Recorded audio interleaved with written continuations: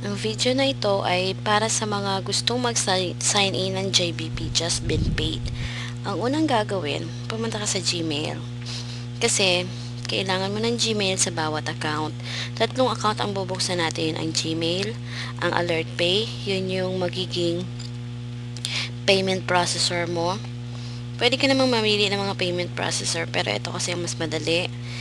At saka, sa main site ng Just Been Paid. So, dito muna tayo sa Gmail. Kung magta-type ka ng www.gmail.com, yan ang lalabas. Ito ang lalabas. Ngayon, since mag-create tayo ng bagong account, i-click mo lang itong create an account. Pag na-click mo na yan, so lalagay mo lang yung pangalan mo, yung apelyido mo, username mo na gusto mong gamitin, password, confirm password. Dito may lalabas na verification code. CAPTCHA yun. Pero kasi sa akin, ewan ko, may problema yata sa Google or sa PC ko.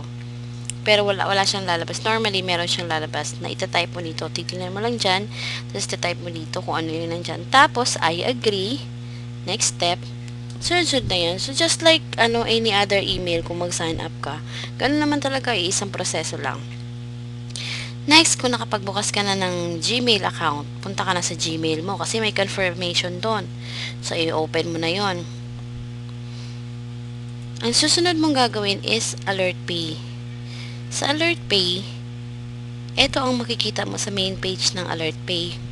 alertpay.com. Type mo lang www.alertpay.com. Ito ang lalabas. Ngayon, kung magsa-sign up ka ng panibagong account, sign up now. Click mo lang to or sign up dito, sign up for free. So, select your country, Philippines, tapos select your type of account. Since starter ka pa lang, wala ka pang pera, pwede ka namang mag-personal starter muna. Kasi dito sa Personal Pro, automatic upgrade naman yan kung sakaling madami ka ng pera labas-pasok dun sa AlertPay mo. Mag-automatic yan, Personal Pro. So, personal starter ka muna. Tapos, next step, i-enter mo lang yung information mo, natural. Tapos,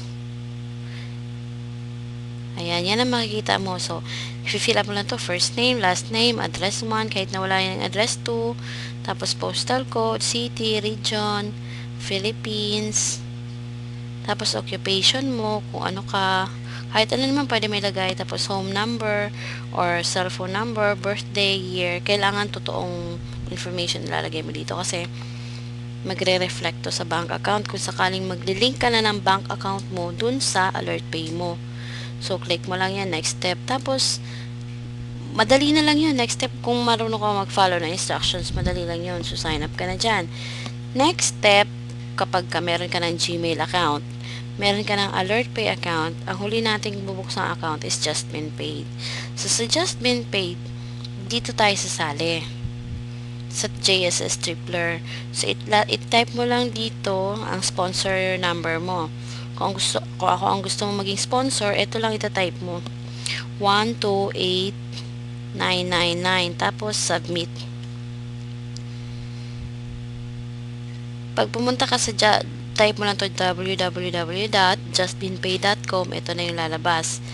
Tapos dun sa yun ang type mo 12899, yun ang sponsor number ko. So, ganito lang, madali lang. Lagay mo lang yung first name mo, last name mo, tsaka yung Gmail mo, account na yung bago mong ginawa.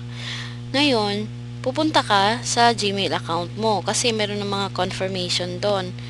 So, click mo lang yung link na nandun na naka-highlights at yun lang naman, ganun lang kadali. Tapos ka na, kung member ka na, edi pwede ka na mag-login sa Just Been Paid.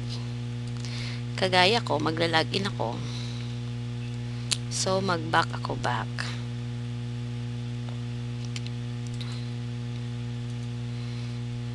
Kapag member ka na, dito ka sa pinakababa. Diba kapag hindi ka pa member, dito ka muna. Type mo yung sponsor number, ID number dito, tapos submit mo. Yan na nalalabas. Oh. Yan ang lalabas. Tapos, sign me up now. Tapos, meron mga confirmation doon. Tapos, kung member ka na, pag pumunta ka sa www.justbeenpaid.com, tapos scroll down mo lang, existing members, log in here. Kapag na-click mo na yan, ito na ang lalabas. Member area, back office na page.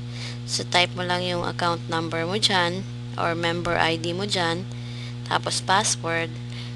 Tapos, ito ang CAPTCHA. Ito yung Turing code. Para malaman ng site na human ka. So, log in.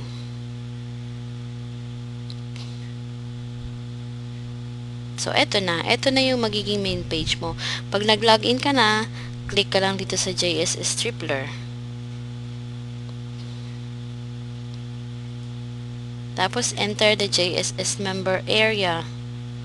Tapos, eto na. Kung gusto mong bumili ng positions, click ka sa financial. Ito na siya. Tapos, kung gusto makita kung ilan na yung positions mo, dito sa positions. Tapos, mga news sa latest research, referrals.